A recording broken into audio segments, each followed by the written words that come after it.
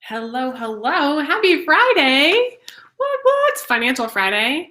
So I'm going to start doing these on every Friday and call them Financial Friday because I am finding that number one, I am loving learning more and more and more about finances and investing and saving and how to create time freedom and financial freedom. And I'm realizing that there are more and more people who are on the same train who really want to start learning more, especially women. Like, I don't know if you guys have experienced this before, where sometimes the women get looked at like, number one, we shouldn't know a lot about finances. And number two, like, we get looked at like we don't, right? Like if you and your husband or you and if a woman and a man were together going into a bank, sometimes it's like the conversation gets directed at the man for some reason. Like we automatically assume that the man is the one who has the financial knowledge. And that might be true, but it's not always the case. And I just want to learn more about how to create financial freedom. So Financial Fridays. Today, I want to talk about how best to save money because for years, all that we have learned is about a checking account and a savings account. And then somewhere along the way, when we're an adult, people are like, well, do you have any investments? And you're like, what's an investment? So I want to talk about how to best save money when you're on a budget. If you don't know me, by the way, my name is Gwen, and I am super, super, super duper passionate. And I'm put here on this planet to help women level up, to help them find their voice, live their dreams, pursue and find their purpose, and then share it out into the world. I come to you with my learnings. So I'm literally designed to go first, figure it out, turn back around and teach you what I've learned, teach you the mistakes that I've made so that you guys can kind of like skip ahead of the mistakes and get a head start, if that makes any sense. So you're welcome for going first and making the mistakes first so that you don't have to do them. All right, so if you are watching live on the YouTube, just make sure you go ahead and click I think it's on this side actually, the subscribe button so that you're notified every time a video goes live.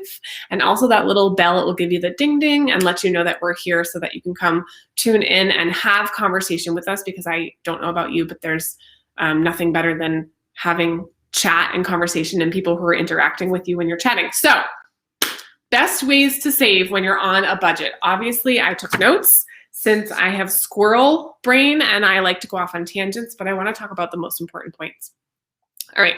So as we grow up, we learn about a checking account and a savings account, right? And you're like, my income comes into my checking account. And then if I have any extra after paying my bills, I put it into my savings account. How many years has it been? How many years in your life did you just have a checking and a savings account? I feel like I can specifically remember like college checking and savings account, even graduate school checking and savings account. My dad had set up an investment for me when I went to college and put, I want to say like $1,200 in there. I didn't touch it. I didn't ask any questions about it. We didn't do anything with it. I had absolutely no regard for that account. And I wish I could go back in time. It's okay. Where you are is just where you are. It's not who you are. And so you can start today. So now here's what we're looking at with savings accounts. So that's great, right? To have a checking and a savings account, maybe your check gets deposited in your checking account and then your leftover goes into your savings. But did you know that savings accounts on average, the national average that a savings account earns is 0.04%. Let me just put that in perspective. If you have $1,000 in your savings account, just a regular savings account in a year, if you just have $1,000, you will earn 40 cents. So now you have $1,000 and 40 cents. And I don't know what you can do with that 40 cents, but it's not very much. Okay. So 0.04% is not very much. Okay. So that's regular checking and savings account. There's something called a high yield savings account. Now it's laughable because a high yield savings account will earn you on average 0.4 to 0.5%. So we went from 0.04% to 0.4%. World's better, right? Because again, if we have, let's say it earns us 0.5%, just for easy math, right? If we put $1,000 in our high yield savings account, we're going to come out with $1,005 at the end of the year. $5 could buy you a coffee, I guess, right? Or a snack. So you're definitely way better off than 40 cents. Now, there are reasons for sure to use a savings account and not to invest in investments. And that could be reasons like, you're saving for a house, or you're saving for a car, or you're saving to buy something, maybe saving for college, right? Something like that. And it's going to be within the next couple of years that you're going to want to use that money. You would want to put your money in a high yield savings account because you're going to want to withdraw it. And if you have it in an investment, there's a lot of rules and tax regulations when you go to take your money out before a specific time period. So high yield savings is great if you know that you want to save for something and not touch it, and you're going to pull it out like in a couple of years, right? So you're going to earn way more than a regular savings account. Regular savings account, I mean, it might as well be a checking account at this point. And then, so then if you're looking to save for your future, and when I say save money on a tight budget, if you guys haven't listened to me talk about Green Gap and how to split your money up at the end of the month so that you can have fun, pay down debt, and also save for the future, aka invest your money, even on a tight budget, you need to go back and listen to that. I've got a bunch of videos on the YouTube. I even talk about it in Inspired and Ready for More. We talk about financials a lot in there. So definitely join us in that group. I'll put the link in the comments. But that's like your first step to really figuring out, okay, here's where I am. Here's my income. Here's my expenses. What's left over at the end of the month is my green gap. And here's how I'm going to disperse that out so that I can still have fun, but also pay down any debt that I have and also save for the future, okay? Because what I'm gonna talk about next is investments. Now, every person who talks about investments is gonna tell you, unless they're gonna tell you, I'm not a financial advisor, and I'm not. So what I wanna share with you is just knowledge that I've learned myself, that I've sought out myself, that I've learned from other people, that I've learned from my dad, things that I just wanna have more information about so that I can benefit my investments. So if we look at something as simple as, this is, in my opinion, one of the easiest ways to invest. It is low risk. If we look at the S&P 500 index. Now the S&P 500 index is very, very simple. It is a grouping of US stocks. So there's day trading where you're in and out of the market in a day, buying low and selling high, right? That's not what we're talking about. You need to be a professional trader when you're doing that kind of thing. That's my opinion. When you're investing for the future and creating long-term financial freedom, you're not day trading, okay? You're investing in stocks and you're putting your money there, and you're not buying and selling and buying and selling. You're putting it in. Okay, S&P 500 index.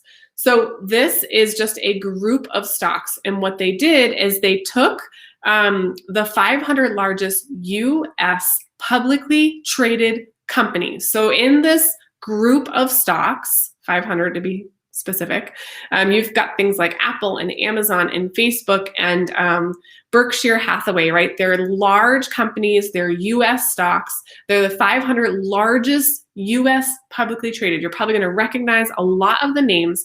And what you can do is, if you wanna see exactly what companies are in this 500, you can just go to Google. You could Google anything.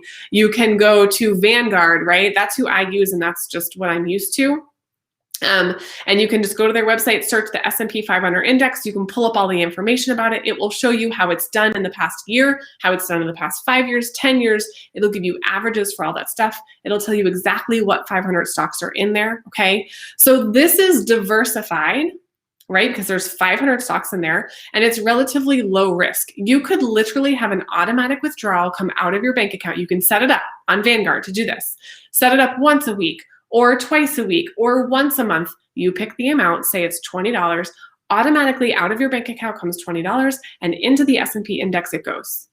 You've got a wide variety of stocks in there, so what's gonna happen is if one company tanks in your S&P 500, right, you are not likely to see a huge tank in your investment because you've got a balance of other stocks in there. 500, you guys. You've got a balance of other stocks in there that are not going to all be pulled down at the same time just because this one company went down. So it's relatively low risk. If you're looking for like the easiest way to start investing, I recommend looking at these index funds and just take a look at who's in them and you know what companies you recognize. You'll recognize the big companies, okay? And you recognize them because they're doing well. You recognize them because we have Amazon and Facebook and Berkshire Hathaway, okay? They're big US publicly traded companies. All right, now the great thing about investing is this is not something where you're gonna take your money out. You're putting your money in there, small little bits at a time will compound. So compounding interest is pretty awesome with your assets, with your investments. So what happens is basically, when you talk about compounding, you have your assets generating earnings, and then you're taking those earnings and you're reinvesting them. So if you start with $1,000, and the US, the S&P 500 index, by the way, gives you an average of about a 9% annual return. That's an average. Of course, there have been higher and lower times, but on the average, you get a 9% return on your money. Remember, when we talked about a savings account earning you 0.04% annually, and we talked about a high yield savings account earning you 0.5% annually. Now we're talking about 9% return on your money. If you do not need to access this money immediately, this is how you're going to save for your future. Do little bits at a time. If you have to do $10, $20, $30 monthly, do it, but at least do it. Okay, because you start small now and this is going to compound. So for example, if you have $1,000 in your S&P index and it earns a 9% return rate, at the end of the year, you'd have $1,090, right? So you'd earn $90 in a year. Awesome, that's $90 you didn't have before. Again, $90 is not going to buy you very much, but you're going to reinvest that back in.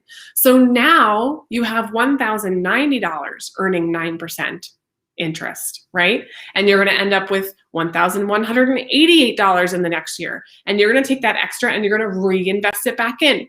So now you have $1,188 earning you 9% interest. You're going to have $1,294.